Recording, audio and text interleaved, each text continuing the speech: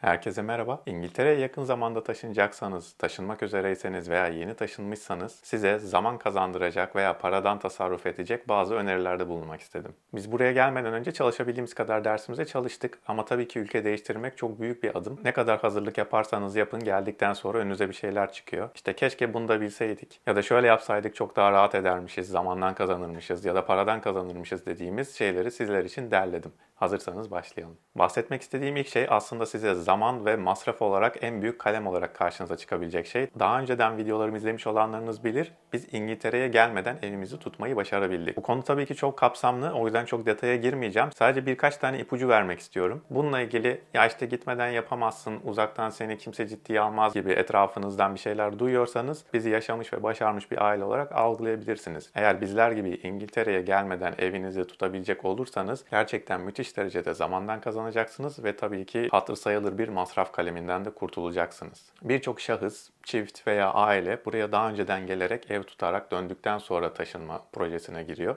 Tabii ki avantajları da var gelip görerek ve muhiti gezerek bir ev tutmanın. Eğer oturacağınız yeri belirlediyseniz ve aşağı yukarı seçenekleriniz de mevcutsa gerçekten teknoloji çok iyi kullanılabiliyor. Bunu gelmeden de çözebileceğinizi ben düşünüyorum. Hemen ufak bir ipucu vermek istiyorum. Yani belki istisnalar olabilir ama buraya yerleşik olarak geleceklerinizin çoğu için geçerli bir turist vizeniz dahi olsa İngiltere'ye girişiniz yasak. Yani başka bir deyişle diyelim ki skilled worker vizeyle buraya geleceksiniz ve vizeniz onaylandı. Artık geleceğiniz kesinleşti. Hali hazırda da bir turist vizeniz var. Bu vizenizi kullanarak İngiltere'ye işte ben önceden gelirim, turist vizem var, ev bakarım gibi bir duruma giremiyorsunuz. Vizenizdeki asıl giriş tarihini beklemek durumundasınız ev bakabilmek için. Dolayısıyla ev bulma işini online olarak çözebilirseniz size ayrıca da böyle bir avantajı olacak. Evi eğer gelmeden tutmayı tercih ederseniz ve tutabilirseniz oldukça fazla yan avantaj da getirecek. Örneğin eşyalarınızı önceden sipariş verebilirsiniz. Taşınacağınız süreye kadar mevcut indirimleri kovalayabilirsiniz ve buraya gelince alelacele bir şeyler almak durumunda kalmazsınız. Özellikle büyük eşya, IKEA vesaire gibi eşyaların öyle hemen ertesi gün kapınıza gelmeyeceğini söyleyebilirim. Ev konusuna çok fazla zaman ayırmak istemiyorum. Sadece bir öneri olarak bununla başlamak istedim. Verebileceğim ikinci bir tavsiye buraya geldiğinizde tabii ki cep telefonunuza ve internete aşırı ihtiyacınız olacak. İngiltere'ye gelmeden burada hazır kart yani Pay as you go şeklinde geçen hatlardan bir tanesini alabilirsiniz. Günümüzdeki telefonların birçoğunun da elektronik SIM yani eSIM desteklediğini düşünürsek daha siz İngiltere'ye giriş yapmadan hattınızı aktive etmeniz mümkün. Uçağınızın tekerleği yere değdiği anda yeni hattınızla açıp Türkiye'deki operatörünüze ve masraflarına bağlı kalmadan buradaki hayatınıza başlayabilirsiniz. Eğer telefonunuz eSIM desteklemiyorsa, burada konaklayacağınız artık bir yakınınız mı olacaksa, otel mi olacaksa ya da kendi eviniz mi olacaksa oraya önceden gönderimini sağlarsınız. Burada kalıcı numaranızı ve operatörünüzü belirleyene kadar geçici günlük işlerinizi halledebileceğiniz ve Türkiye hattınızı kullanmak zorunda kalmayacağınız bir çözüm yaratmış olursunuz. Üçüncü söyleyeceğim şey konsolosluktaki adres beyanı. Bizim tabii ki bununla ilgili genel bir fikrimiz vardı fakat geldikten 4 hafta içerisinde bu beyanı yapmamız gerektiğini bilmiyorduk. Bunun da 13 poundlık bir cezası varmış ve kişi başı olarak işliyor bu ceza. Bilmediğimiz diğer bir şey de bu adres beyanını gitmeden de yapabiliyormuşuz. Online olarak yapma şansınız yok fakat posta yoluyla bu beyanı gönderebiliyorsunuz bir dilekçe yazarak. Biz bunu öğrendikten sonra buradaki kiralık evimizden çıkıp kendi evimize aldığımızda adres beyanını ben posta yoluyla yaptım. Değişikliği de E-Devlet üzerinden takip edebiliyorsunuz. Ellerine ulaştıktan birkaç gün sonra da adresin güncellendiğini ben kendi tarafımdan görebildim. Buradaki adres beyanından bahsetmek istediğim size zaman kazandıracak başka bir mevzuda Türkiye'de kendinize bir ikinci adres belirlemek. Buraya taşındıktan sonra illaki Türkiye ile ilgili takip etmeniz ve adres belirtmeniz gereken şeyler karşınıza çıkıyor. Bu bir vergi meselesi olabilir, bir banka meselesi olabilir, sizin adresinize teslim edilecek bir kredi kartı olabilir gibi konularda örneğin bir aile yakınınızın adresini ikinci adresiniz olarak göstermek burada oldukça işinize yarayacaktır.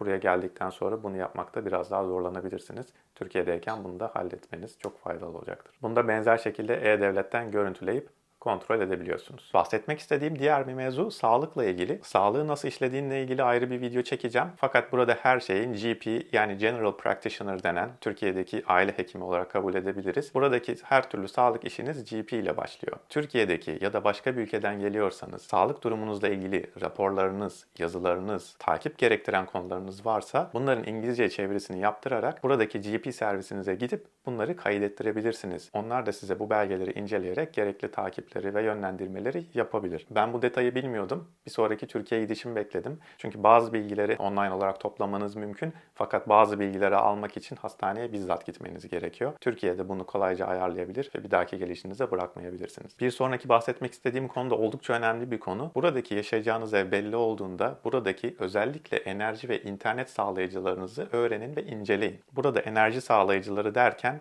evinize elektriği ve doğalgazı sağlayan firmalardan bahsediyorum. İngiltere'de elektriği ve doğalgazı aynı firma sağlıyor. Mevcuttaki enerji firmasını ve en son hangi tarifenin kullanıldığını öğrenebilir. Uswitch, Compare the Market gibi siteleri de kullanarak alternatif teklifler alabilirsiniz. Posta kodu ve kapı numaranızı girerek bu sorgulamaları başlatabilirsiniz. Bu siteleri kullanarak alternatif fiyat teklifleri alabilir ve dilerseniz daha ucuz sağlayıcılara geçebilirsiniz. Sağlayıcılar çoğu senaryoda sizin evinize gelip bir şey yapmak durumunda kalmıyor. Tamamen online olarak bunun değişimi sağlanabiliyor. Dolayısıyla ev sahibinin çok bir itiraz edeceğini düşünmüyorum. İnternette de benzer bir mevzu geçerli. Evler burada genellikle çok eski olduğu için ve birden fazla internet altyapısı da birçok eve sağlandığı için örneğin ADSL, VDSL, kablonet, Fibernet. Geçeceğiniz evde birden fazla internet altyapısının hali hazırda mevcut olduğunu bulabilirsiniz. Yine benzer şekilde posta kodu ve kapı numaranızı girerek mevcuttaki altyapıları sorgulayabilir ve hangi firmalardan hangi tip internet alabileceğinizi öğrenebilirsiniz. Eğer burada yaşayan tanıdıklarınız varsa ya da belli iletişim gruplarına dahilseniz burada insanlara sizlerle paylaşabileceği bir referans kodu olup olmadığını sorabilirsiniz. Birçok enerji ve özellikle internet firmaları hem referans verene hem de yeni kuruluş yaptıracak olanlara 50 ile 100 pound civarında indirimler yapıyor. Bu da oldukça faydalı olabilir. Biz kendi evimizde enerjiyi Octopus Enerji'den sağlıyoruz. İnternet altyapımızda Virgin Media'dan. Bunlarla ilgili referans linki aşağıya koyuyorum. Dilerseniz kullanabilirsiniz veya çevrenizden sorabilirsiniz. Bahsetmek istediğim diğer bir mevzu da çöplere aşinalık. Yani biz buraya taşındıktan sonra haftalarımız çöpleri anlamakla geçti. Tahmin edebileceğiniz üzere burada çöpleri ayrıştırarak çöp günlerinde hazır olarak çöpçülerin toplayabileceği şekilde görünür bir yere çıkarmanız gerekiyor. Özellikle house niteliğinde yani müstakil diyebileceğimiz evlerde yaşıyorsanız bu bütün evler için zorunlu. Apartmanlarda biraz daha farklı işleyişler olabiliyor. Fakat her şekilde gelmeden önce evi tutacağınız belediyenin kendi web sitesine girerek, çünkü belediyeden belediyeye de bazı konular değişiklik gösterebiliyor, çöp mevzusunu detaylı olarak okumanızı ve biraz böyle kendinize aşina hale getirmenizi tavsiye ederim. Özellikle buraya taşınırken yerleşme aşamasında ve ilk büyük alışverişlerinizi, market alışverişlerinizi yaptıktan sonra çöp sizin karşınıza büyük bir problem olarak çıkacak. Çöpler genel olarak haftada bir toplanıyor. Yani siz bir hafta boyunca bu çöpleri bir şekilde bir yerlerde tutmak durumunda kalacaksınız. Yani haftada bir çöp toplanması biraz bence uzun bir süre. Bazı bölgelerde 2 haftada bir olduğunu da biliyorum. Yani buradaki düzeniniz oturduktan sonra o haftada bir olayına alışabiliyorsunuz. Fakat özellikle ilk buradaki yerleşme haftalarınız, aylarınız boyunca böyle önünüzde bir yığın haline gelen bir çöp mevzusuyla karşı karşıya kalabilirsiniz. Yani ücreti karşılığında gelip sizin çöplerinizi toplayıp çöp merkezlerine götüren firmalar tabii ki mevcut. Ama sanırım minimum 100-150 pound vereceğiniz bir servis olacaktır. Tabii ki çöpünüzün boyutuna bağlı olarak. Dolayısıyla size tavsiyem çöp kutularının renklerinin ne manaya geldiğini, sokağınızdaki çöp toplama günlerinin hangi günler olduğunu belediyenizin sitesine girerek öğrenin. Size en yakın çöp toplama merkezini de öğrenin. Çünkü çöp ayrıştırmalarını ne kadar öğrenirseniz öğrenin, ilk başlarda çöpünüz çok fazla yoğun olacak. Örneğin koliler, örneğin satın aldığınız eşyaların ambalajları gibi. Aracınız olsun ya da olmasın daha ucuz bir şekilde bunları çöp toplama merkezinize kendiniz toptan olarak götürerek bu çöp mevzusundan çok daha çabuk ve daha az masrafla kurtulabilirsiniz. Çöp toplama merkezlerinde ayrıca evinizin önüne çıkaramayacağınız çöplerin de kabul edildiğini söylemem gerekiyor. Çünkü bu da önemli bir mevzu. Pillerden, elektronik cihazlardan zaten bahsetmiyorum. Onları tahmin edebilirsiniz. Ama işte boya gibi, eşyalarınızdan çıkabilecek beyaz köpük gibi bunları toplamayacaklardır. Onun yanında gündelik hayattaki çöpler de tabii ki sizde stres haline geliyor. Buradaki çöpçüler çöpleri toplarken inceliyorlar. Şöyle hızlıca bir bakıp eğer olmaması gereken şeyleri o kutulara koymuşsanız almıyorlar ve siz bir hafta daha beklemek zorunda kalıyorsunuz. Bu biraz can sıkıcı bir durum. Çöpçüler de özellikle bu house niteliğinde kimlerin ne zaman nerede yaşadığını ve boşalttığını da biliyorlar. Yeni gelenlere ekstra bir özen gösterdiklerini söyleyebilirim. Buraya geldiğimizde ilk haftalarda bazı çöplerimizin toplanmadığı oldu ve de tam yaz ayıydı. İncelemenizi şiddetle tavsiye ederim. Yine benzer bir konu ama size zamandan ve paradan kazandırabilecek başka bir şey de belediye sitenizi gerçekten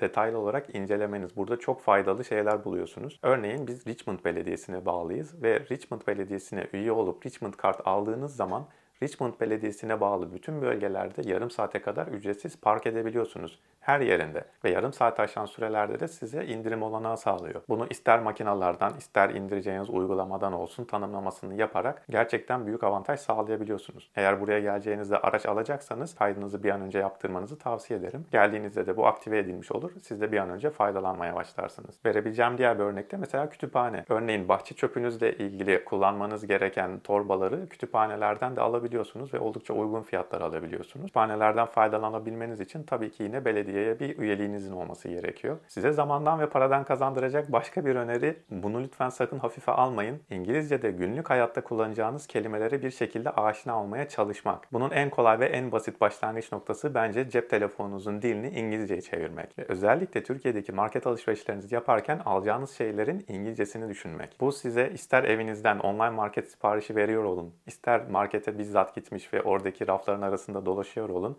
Kabaca tahmin etmem gerekirse ilk 10 market alışverişinizde müthiş zaman kazandıracağını ve sizi gerçekten stresten kurtaracağını garanti edebilirim. Eşimin de benim de ikimizin de global rollerde ve kurumsal firmalarda çalıştığımızı ve hani iyi kötü bir İngilizcemiz olduğunu düşünürsek buraya geldiğimizde birçok konuda biz afalladık. Çünkü istediğiniz kadar yabancı firmalarda çalışın ve İngilizcenizin seviyesi iyi olsun. Kaçımız patlıcanın, kabağın, maydanozun, pırasanın, fasulyenin İngilizcesini biliyoruz. Ya da çamaşır suyunun, üçlü prizin, ayakkabı çekeceğinin veya peçetenin. Ya da evle ilgili mesela mutfak tezgahı, çatı katı, gardırop, sehpa, vitrin. Bunlar düşünmeden çok fazla kullandığımız kelimeler. Özellikle yeme içme ve market alışverişiyle ilgili kendinizi bir şekilde İngiltere'ye ve İngilizce'ye hazırlıyor olmak size burada gerçekten zamandan kazandıracaktır. Aksi takdirde benim gibi burada bir markete gittiğinizde rafların arasında bunun İngilizcesi neymiş, şunun İngilizcesi neymiş diyerek yarım saatte çıkmanız gereken yerden 3 saatte çıkacağınızı da söyleyebilirim. Eğer benzer şekilde adresiniz belli olduysa online market alışverişi veya online yemek teslimatı yapan firmaları tespit edip bunlara üyeliğinizi başlatabilip daha önceden sizin için alışveriş listeleri oluşturabilirsiniz. Buraya da geldiğinizde başka bir türlü önemli şeyle uğraşırken şunun İngilizcesi neydi, dışarıdan nereden yemek söyleyebilirim, marketten şunu nasıl alırım gibi dertlerinizle de çok fazla uğraşmamış olursunuz. Vereceğim son tavsiye, başka videolarımda da bahsettim, priz dönüştürücüsü. Artık buraya geldiğinizde ilk olarak nerede konaklayacaksanız bol miktarda priz dönüştürücüsü önden göndertmenizi tavsiye ederim. Bir an önce cihazlarınızı kullanmaya başlamak için. Yani pratikliğin yanında bu bence basit gibi görünse de biraz daha komplike bir konu. Sonuçta bir dönüştürücü kullanıyorsunuz ve bu bir elektrik mevzusu. Yani güvenilir bir firmadan içinizin sineceği bir dönüştürücü bulmanızı tavsiye ederim. Öyle havaalanlarında vesairede satılan ucuz dönüştürücülerden bence almak riskli. İçinizin sindiği bir marka belirleyerek bunlardan 8-10 tane almanızı tavsiye ederim. Hem son dakika ilk bulduğunuzu almak zorunda kalmazsınız hem de muhtemelen daha uzun ömürlü ve daha güvenilir bir şey bulursunuz. Bu videoda buraya geldiğinizde size zamandan kazandırabilecek ve tasarruflar sağlayabilecek şeylerden bahsetmek istedim. Umarım videomda vermeye çalıştığım diğer mesaj buraya gelmenin mental ve dil yönünden de hazırlığının oldukça önemli olduğu kısmını da